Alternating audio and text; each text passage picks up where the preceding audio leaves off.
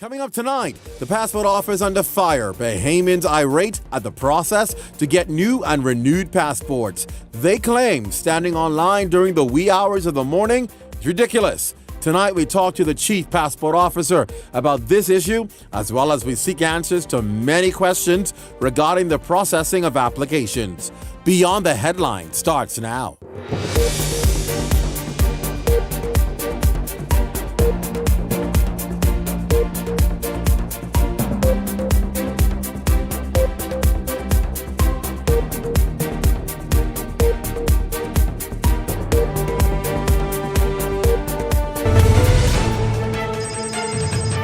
News tonight as two more children abducted and later dropped off today. Good evening, everyone. I'm Clint Watson, and welcome to the show. Breaking news in our show tonight, leading off the broadcast, another child abducted being reported by police tonight. Janae Noel Ferguson joins me live in studio tonight with the latest. Janae, what can you tell us? I understand this story unfolded right before the 7 o'clock news tonight. What can you tell us? That's right, Clint. Just before news time, we understand that two boys, ages 10 and 8, were walking in the Cool Acres area around 4 this afternoon when they were reportedly picked up in a dark-colored vehicle. A short time later, police say the 10-year-old was dropped back at Cool Acres by the woman, and the 8-year-old, they tell us, was dropped off at the Tonique Williams Darling Highway at the entrance of the city dump. Now, the 8-year-old, we understand, is reportedly with police, and police tell us that at this point he has no visible injuries. Now, I'll tell you, Janae, this I'm sure many people, as we're hearing this story break this evening,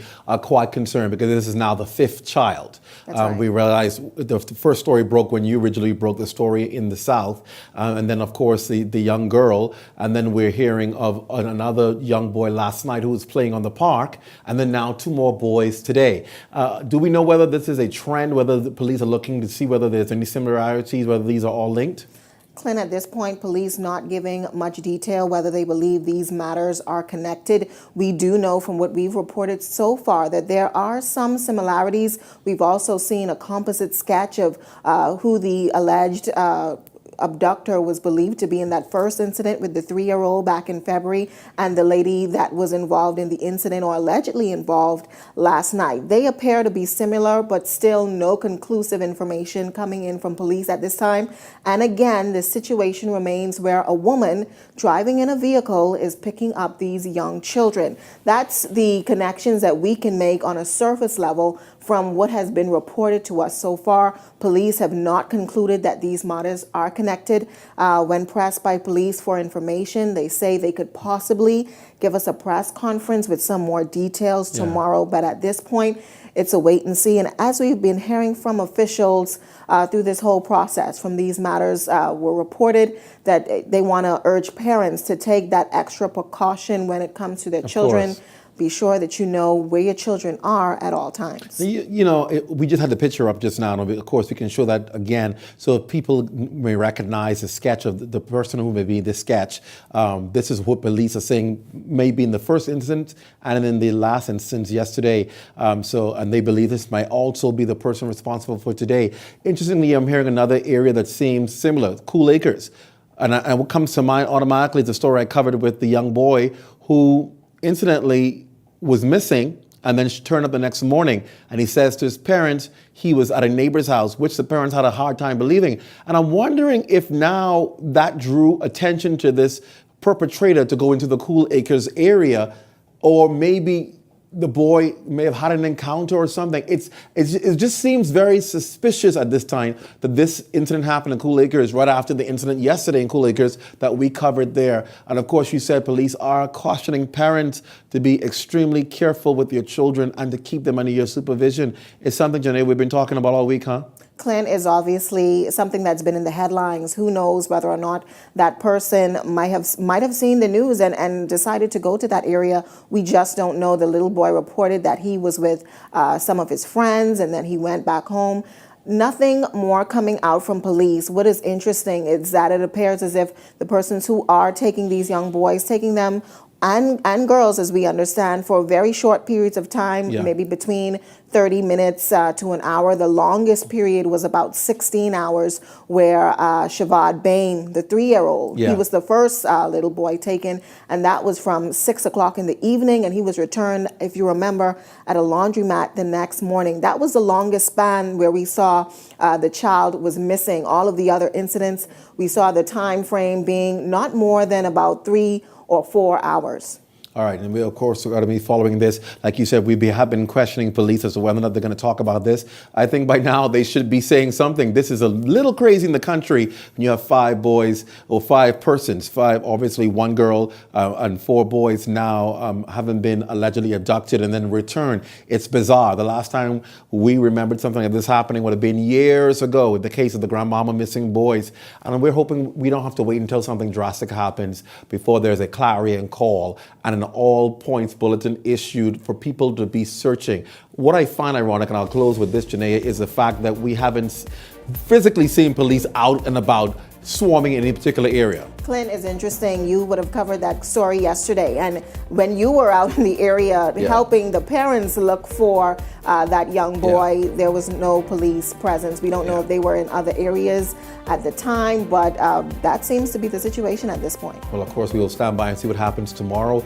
And I'm making a clarion call to the officials, whoever the powers that be. Time to talk up, time to speak up, time to get people, boots on the ground. Our children are at risk. Thanks, Janaea Ferguson, joining me tonight live in studio. Stay with us. When we come back, we move on to another topic that we planned for tonight, the Passport Office. You've been asking questions. You've been writing about the Passport Office. Well, the persons who can answer those questions, they're here. The heads of the Passport Office. We're back after this. You're watching Beyond the Headlines. Stay close.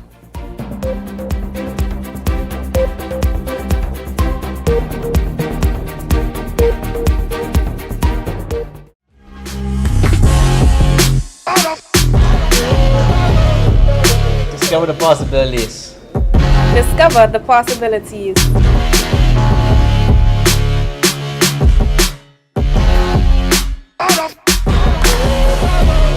Discover the possibilities. I discovered the possibilities. I discovered the possibilities. Bartender, let me get up. Hey, sweetie, hi. Hello, hi. Can I please get another wine? Yeah, size. Hey, bartender, let me get up. brother, let me get a wine.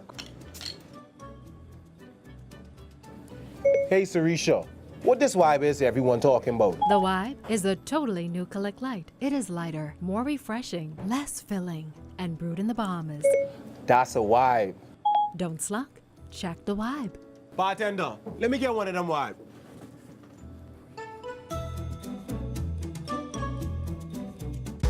So what makes a great news product? That's the question Eyewitness News thrives upon.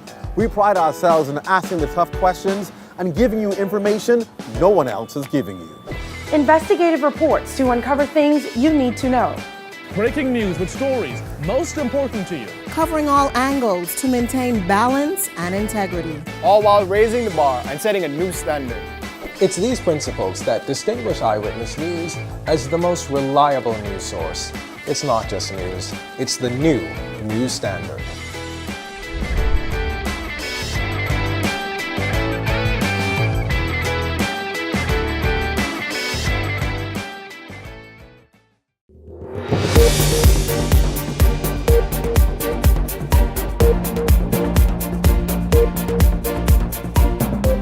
Welcome back. Well, passport applicants frustrated as long wait times and numerous turnarounds apparently continue to plague operations down at the passport office. Matthew Moxie reports tonight on the ongoing back and forth between applicants and officials. Take a look. Something has gone terribly wrong at the passport office in New Providence this morning as police officers were called to intervene. Scores of patrons flooded the property since 4 a.m. anticipating to get their documents. However, even arriving in the early morning hours was insufficient. It's not unusual for the passport office to come under heavy criticism during peak periods, but according to the public, it's getting worse with long wait times that sometimes expands over days. Only in the Bahamas. Why do we have that bad name in the Bahamas? Everything that deals with government is chaos. What happening? You could imagine this is my second trip here to the passport office and I haven't stepped my foot in the door yet. They obviously don't have sufficient resources on the inside. They have a quota. I think it's up to 140 or 150 a day.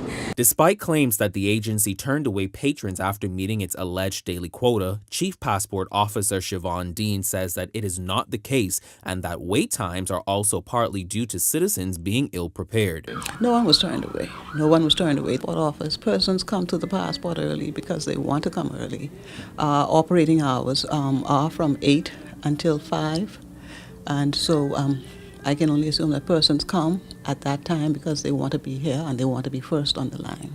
We don't have a quota system. We try to take as many persons as possible, but the public have to realize that there's some in-house things that we need to take care of, and so we have to cut off by a certain point in order to take care of those matters. On the bright side, Dean shared that a change is gonna come. Right now we're in the process of testing our online application system. We are no longer accepting the manual birth certificate. You must go to the Registrar General's office and apply and get the electronic copy of your birth certificate and your marriage certificate. Nonetheless, Dean maintains that the public administrative challenges that plague this office will continue until the agency expands to accommodate the high volume of persons that require their services daily. Reporting for Eyewitness News, I'm Matthew Moxie. Thanks a lot. Well, please welcome my guest tonight, Chief Passport Officer Siobhan Dean and Executive Officer Cheryl Sands. Ladies, welcome to the show. Thanks for being here. Thanks for inviting us. We have a short time, so we're going to just try and get through all these questions. First of all, obviously, the big question is, people say they're there from the early hours in the morning because they're saying that at a certain, once I guess numbers, the numbering system is given out, once you reach a certain amount of numbers, you stop accessing people into the passport office for services. Is that correct? I would say people come to the passport office early in the morning because they want to. They've looked at what has happened in the past with long lines and what have you. Currently, because the area that is for the public is a very small area, it can only hold about 50 to 55 persons. We have to ensure that we get that amount in and we don't go over that. Once we have cleared the room, we allow persons on the outside to then come in. So this myth that once you get 55 people, that's it. Anybody else who come after that, you turn them away. No, we don't. That's not correct. We don't, no. We would say to the persons, just as soon as we clear the room, we will allow other persons to come in. Okay. So as long as you're open from the operations of, what were your hours? Our operation hours are really 8 to 4, but we start at 7:30. So you start early to accommodate. Start early. Okay, so up until 8 to 4, if somebody wants to apply for passport or renewal, they can come in and drop off or follow the process as long as you're open.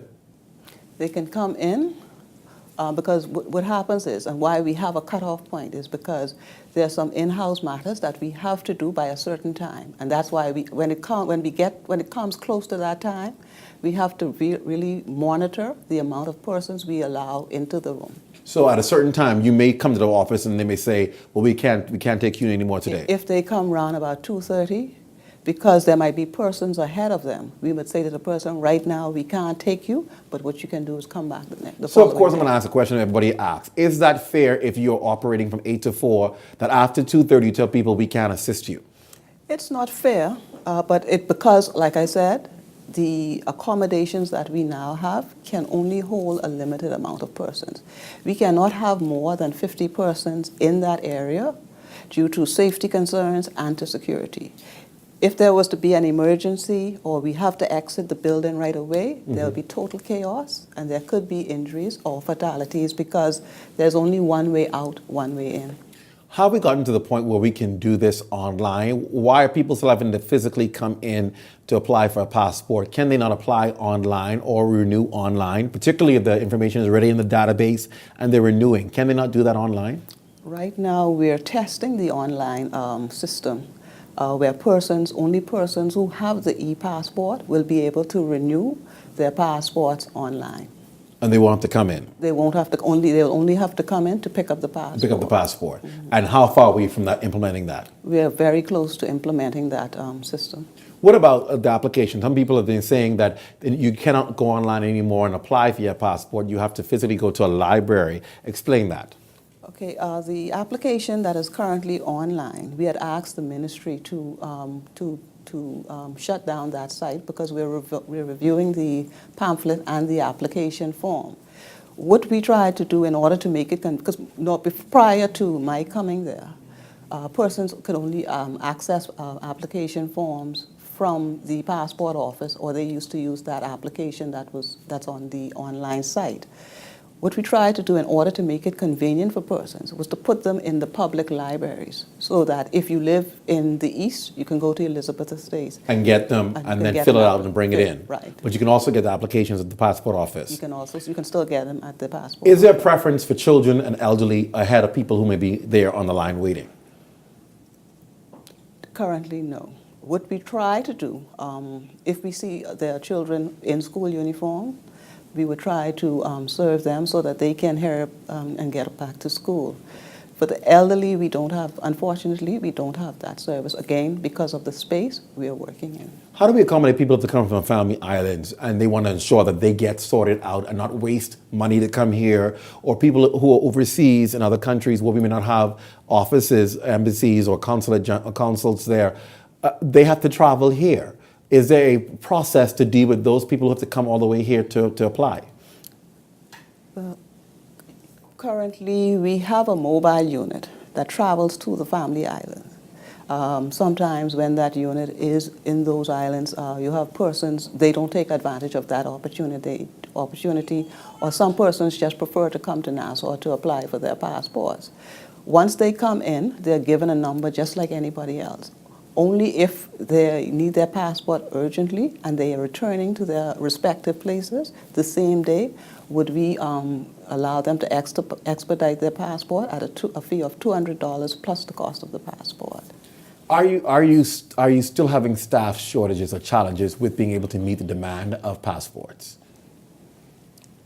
We don't have any shortages because how the system is designed, once you have good persons who are very efficient and computer proficient, we should not have that issue. So what do you think the issue is? Why we still have these? Do you believe we should still be having this backlog or this extra issue of people waiting and trying to get passports in 2019? Is there a solution to that?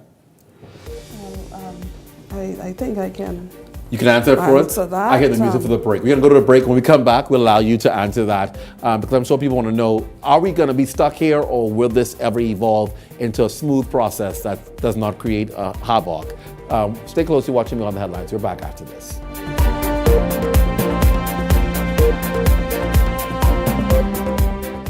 Your car takes you everywhere. To drop your kids to school, to get to work, late night food runs, and family emergencies. You expect it to start every time, but what happens when it doesn't? I refuse to get a tow truck. I refuse. I need a battery. Now. Don't worry, AID has got you covered, with helpful staff that make sure you get the assistance you need, providing a wide selection of Napa auto parts, such as batteries and battery chargers, and a variety of auto accessories like fuel pumps, brake pads, oil filters, wipers, adhesives, auto paint, hubcaps, and much more. AID also has on staff mechanics and a diagnostic center, making sure you have everything you need to get your car back on the road as safe and quick as possible. AID, all you really need and more. Surrounding the most prestigious communities of Western New Providence, you will discover corporate luxury.